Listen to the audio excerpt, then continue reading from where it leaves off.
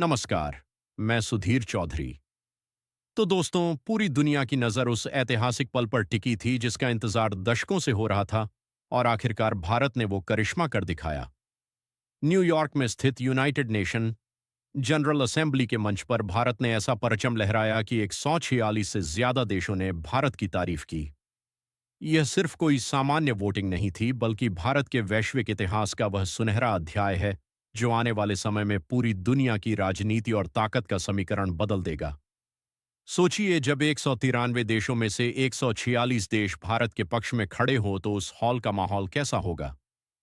चारों तरफ भारत की कूटनीति की गूंज, भारतीय नेतृत्व की ताकत और भारत का गौरव हर कोने में महसूस किया जा रहा था। यह वह पल था जिसने हर भारतीय का सीना गर्व से चौड़ा कर दिया। दोस्तों, जब मैंने यह खबर पढ़ी तो मेरी आंखों में आंसू आ गए। 146 देश यह कोई छोटा आंकड़ा नहीं है। यह है हमारी मेहनत का फल, हमारे धैर्य का इनाम, हमारे संघर्ष की जीत। सोचिए, जब 1945 में संयुक्त राष्ट्र बना था तब हम गुलाम थे।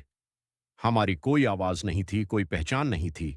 लेकिन आज 80 साल बाद वही दुनिया जिसने हमें नजरअंदाज किया था, आज हमारे सामने खड़ी होकर तालियां बजा रही हैं। यह केवल राजनीतिक जीत नहीं है, यह हर उस भारतीय की जीत है जिसने अपने देश पर विश्वास रखा। दोस्तों, भारत ने अब यूएनएसएससी में स्थायी सदस्यता और वीटो पावर के लिए पेश हुआ बिल भारी बहुमत से पास करा दिया है। और सबसे चौंकाने वाली बात, जो देश हमेशा भारत का विरोध करते थे वही आज भारत के समर्थन में खड़े दिखे। लेकिन यह जीत सिर्फ वोटिंग तक सीमित नहीं थी। असली खेल तब शुरू हुआ जब भारत के विदेश मंत्री डॉक्टर एस जयशंकर और भारतीय प्रतिनिधियों ने संयुक्त राष्ट्र के मंच पर भाषण दिया।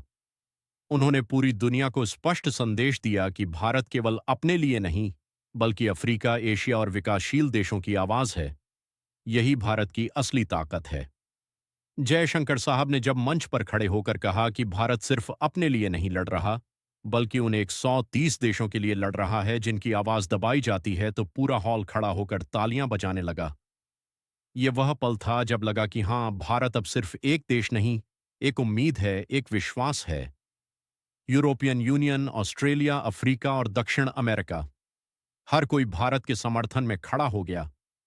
यह दृश्य किसी फिल्मी सीन से कम नहीं था, लेकिन हर कहानी में विरोधी भी होते हैं। यहां भी वही हुआ। तुर्की और सऊदी अरब ने विरोध जताया, मगर उनकी आवाज इतनी कमजोर थी कि कोई सुनने वाला नहीं था।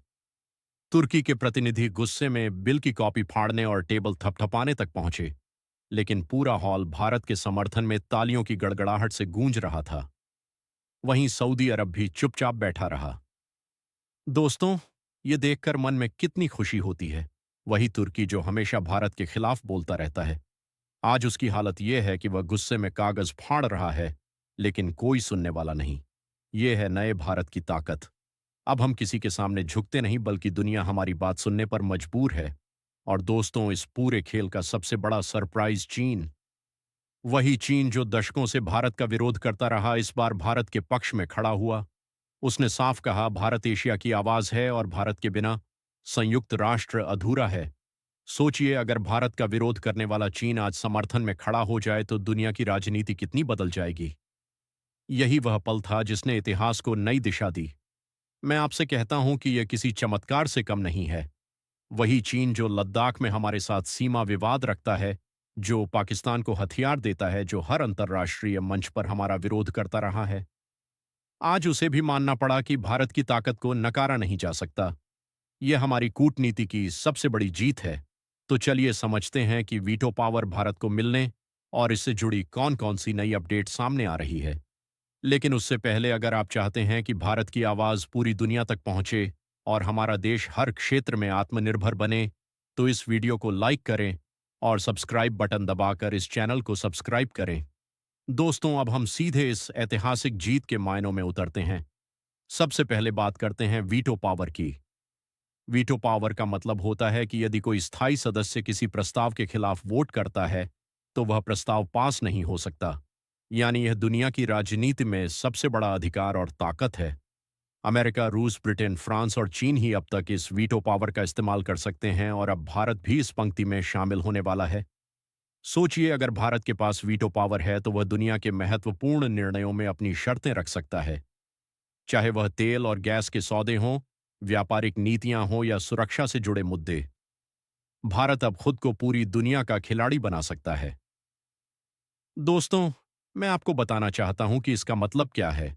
जब कश्मीर पर चीन कुछ बोलेगा तो भारत उसे रोक सकेगा। जब पाकिस्तान आतंकवाद को बचाने की कोशिश करेगा तो भारत उसे रोक सकेगा। जब कोई भी देश हमारे खिलाफ साजिश करेगा तो हम उसे वहीं खत्म कर सकेंगे। ये है वीटो पावर की असली ताकत। अब हम बात करते हैं तुर्की और सऊदी अरब की बौखलाहट की।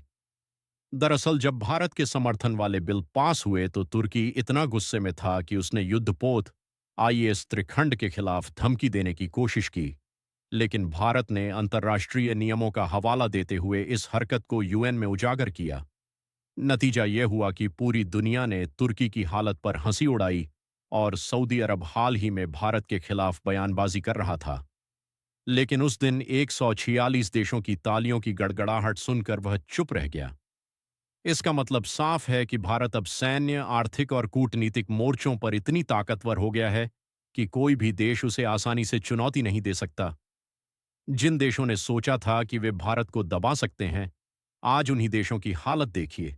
तुर्की गुस्से में कागज फाड़ रहा है, सऊदी चुप बैठा है और पूरी दुनिया भारत की जय जयकार कर रही है। यह है नए भारत का जलवा। दोस्तों, अब बात करते हैं अमेरिका और रूस की भूमिका की। अमेरिका पहले भारत के खिलाफ टैरिफ वॉर और व्यापारिक दबाव डालने की कोशिश करता रहा।